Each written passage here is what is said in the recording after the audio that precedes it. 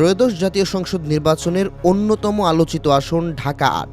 বর্ষিয়ান রাজনীতিবিদ মির্জা আব্বাস ও তরুণ তুর্কি নাসিরউদ্দিন পাটোয়ারির দ্বৈরথে ঢাকা ডার্বিতে পরিণত এটি। তবে শাপলাকলির এই প্রার্থীর বিরুদ্ধে এবার হেরে বসলেন ধানের শীষের কাণ্ডারি, তাও আবার নিজ কেন্দ্রে। বৃহস্পতিবার সন্ধ্যায় মির্জা আব্বাসের নিজের কেন্দ্র মির্জা আব্বাস মহিলা কলেজের বেসরকারি ফলাফলে দেখা যায় এমন চিত্র। কেন্দ্রটিতে মোট ভোট পড়েছে ২,৯৩৩টি। এর মধ্যে মির্জা আব্বাস পেয়েছেন ৫১৬টি, বিপরীতে ৭ ভোট বেশি পেয়ে কেন্দ্র জয় করেন নাসিরউদ্দিন পাটোয়ারি। নির্বাচন কমিশন থেকে প্রাপ্ত সবশেষ ভোটের তথ্য বলছে, ফল ঘোষণা করা ৩টি কেন্দ্রে ধানের শীষের চেয়ে এগিয়ে আছে শাপলাকলি। এর আগে ভোট কেন্দ্র পরিদর্শনের সময় মির্জা আব্বাসকে হুঁশিয়ারি দেন নাসিরউদ্দিন পাটোয়ারি, জানান এখন প্রতিরোধের সময়, যদি ভোট ডাকাতি হয় সেক্ষেত্রে আব্বাস সাহেবের রাজত্ব তছনছ করে ফেলা হবে, বাংলাদেশ থেকে নিশ্চিহ্ন করা হবে বিএনপি নামক দলের অস্তিত্ব।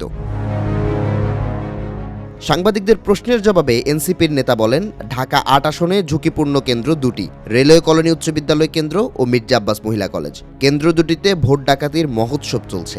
হারার ভয় থাকলে মির্জা আব্বাসকে নির্বাচন থেকে সরে দাঁড়ানোর আহ্বান জানান তিনি। উল্টোদিকে ভোটের পরিস্থিতি ঘোলাটে করার চেষ্টা করা হচ্ছে বলে অভিযোগ করেছেন মির্জা আব্বাস।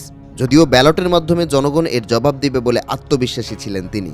ভোটগ্রহণ সুষ্ঠু ও শান্তিপূর্ণ হচ্ছে বলে জানালেও কোনো ধরনের কারচুপি বা ইঞ্জিনিয়ারিং মেনে নেওয়া হবে না বলে জানান বিএনপির স্থায়ী কমিটির সদস্য। মতিঝিল, শাহবাগ, রমনা, পল্টন ও শাহজাহানপুর নিয়ে গঠিত ঢাকা ৮। এই আসনের মোট ভোটার ২,৭৫,৪৭১ জন। ইতোমধ্যেই নাসিরউদ্দিন পাটোয়ারিকে আগামীর স্বরাষ্ট্রমন্ত্রী উল্লেখ করে তার টাইমলাইনে পোস্ট করছেন বন্ধুরা। অনেকেই জানাচ্ছেন অগ্রিম অভিনন্দন। যদিও মাত্র ৩টি কেন্দ্রের ফল থেকে পুরো আসনের ফলের পূর্বাভাস দেওয়া উচিত নয় বলে মনে করছেন বিশ্লেষকরা।